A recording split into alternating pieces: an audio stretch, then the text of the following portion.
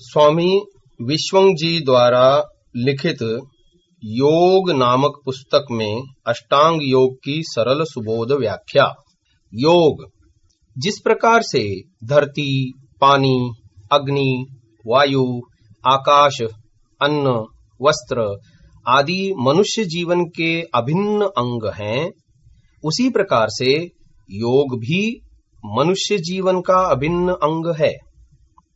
मनुष्य जीवन में से योग को अगर अलग कर दिया जाए तो जीवन दुखमय व असार बन जाता है। जीवन में पूर्ण सुख, शांति, संतोष, तृप्ति, निर्भयता एवं स्वतंत्रता योग द्वारा ही संभव है। योग वैयक्तिक, पारिवारिक, सामाजिक, राष्ट्रीय व विश्व स्तरीय जीवन का आधार स्तंभ है।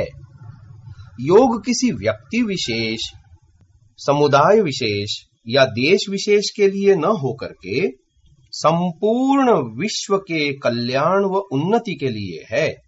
योगमय जीवन से ही मनुष्य आत्मसंतोष, आत्मतृप्ति, आत्मनिर्भयता, आत्म स्वातंत्र्य व आत्मानंद को पा सकता है। आइए योग की परिभाषा को जानते हैं। प्रसंग के अनुसार योग शब्द के अनेकों अर्थ लिए जाते हैं।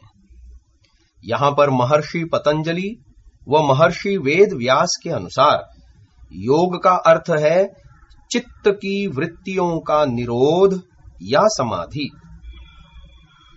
समाधि में साक्षात्कार, दर्शन या प्रत्यक्ष होता है। योग के द्वारा अतीन्द्रिय अर्थात इंद्रियों से न दिखने वाले पदार्थों का दर्शन होता है। उसी दर्शन को यहां पर समाधि द्वारा स्वीकारा गया है।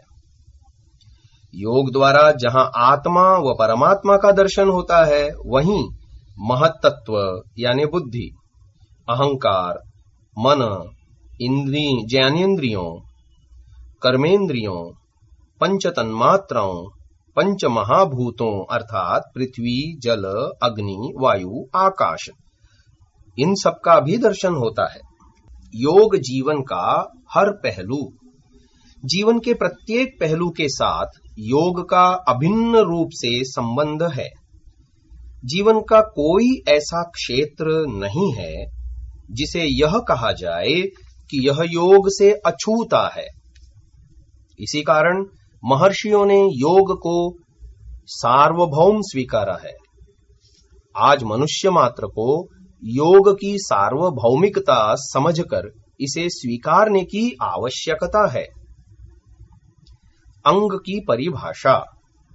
योग की संपूर्णता अर्थात व्यापकता को बताने वाले विभाग यानी अवयव को अंग कहते हैं।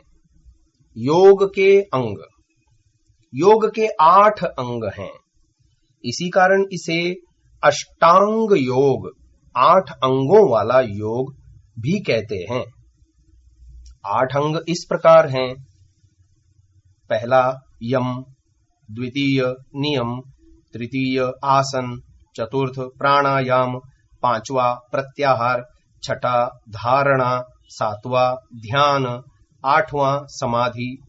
मनुष्य अपने जीवन के परम लक्ष्य को किस प्रकार से पूर्ण कर सकता है, इसकी प्रक्रिया महर्षि पतंजलि व महर्षि वेद व्यास जी ने इन 8 अंगों में पिरोकर रखी है।